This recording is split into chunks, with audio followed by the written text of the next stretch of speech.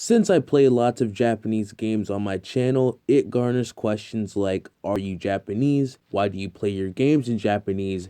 Do you understand Japanese? And so on. And to answer that question, no. It's just one step closer to my dream of one day being able to play all types of Japanese media without struggling. So today, I'm going to show you how to understand Japanese video games. Warning, this video will not have you understand Japanese or Japanese games fully, but by the end of this video, you will be able to understand menus and controls of games. So without further questions, let's hop right in. First off the bat, you'll have these characters plastered all over menus called katakana. Learn them. The Japanese use these characters for foreign words. Lucky for us, they sound very similar to the English pronunciation. Examples would be stuff like itemu, mapu, skipu, which would be item, map, skip.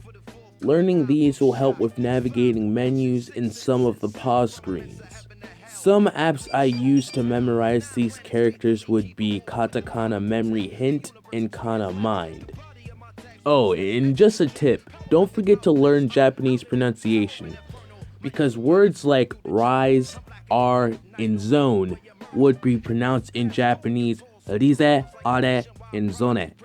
So just be on the lookout for their rules of pronunciation when you're on your way to learn katakana.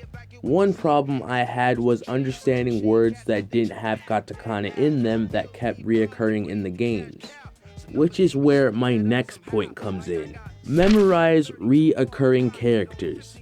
Things such as hold down a certain button, push, pick up, etc. Sometimes you'll come across an option in a game that you won't be able to understand, so instead of messing around pressing random buttons trying to get the option that you actually want, just get equipped with their meanings. The words you memorize will depend on what type of game that you play, but two examples of words that you should know across the board would be words like yes and no. Well, how do you get the definition of these words without knowing Japanese? Google Translate. Alright, okay, chill. No, Google Translate is not a tool you should use to learn Japanese, but it is a very convenient way of finding translations for single words. So pick up the Google Translate app, and while you're playing a game and come across a word that you'd like to know, take a picture of it using the camera option located on the upper right side of the app.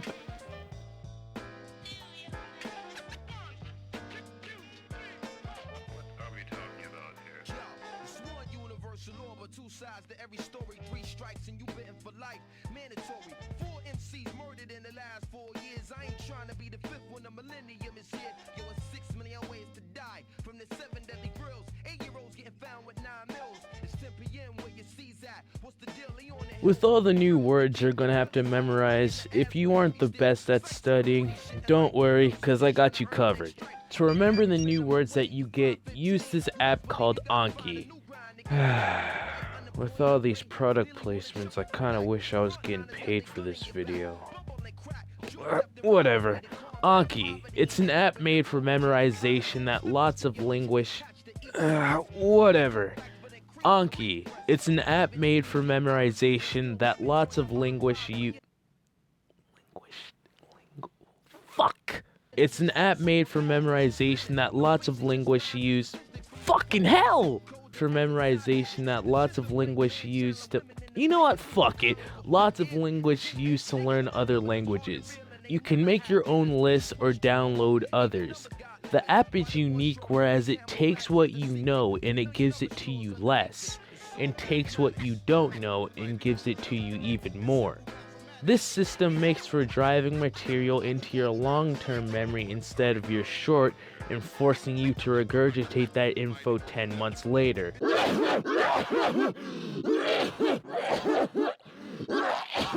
Doing all of these steps will help you understand a small portion of your Japanese video games. You'll still have trouble with understanding stories and audio without subtitles, but if that is still a concern, I suggest looking up a guide.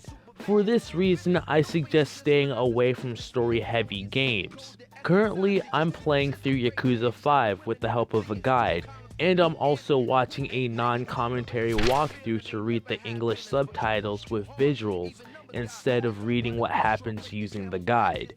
I pretty much only use the guide for some tips on the gameplay. Well, those are some techniques that I use to understand Japanese video games. If you have any questions, list them in the comments section down below. And also, if you have any tips yourself, please leave them in the comments as well. This has been Yamada Yutaka, and I'll see you guys in the next video.